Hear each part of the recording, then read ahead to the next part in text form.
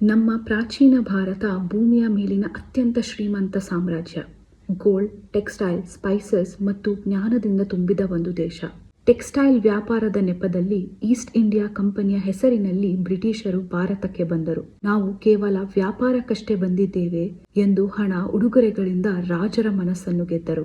ಒಂದು ವ್ಯಾಪಾರ ಹಲವಾರು ವ್ಯಾಪಾರಗಳಿಗೆ ಬದಲಾಗಿತ್ತು.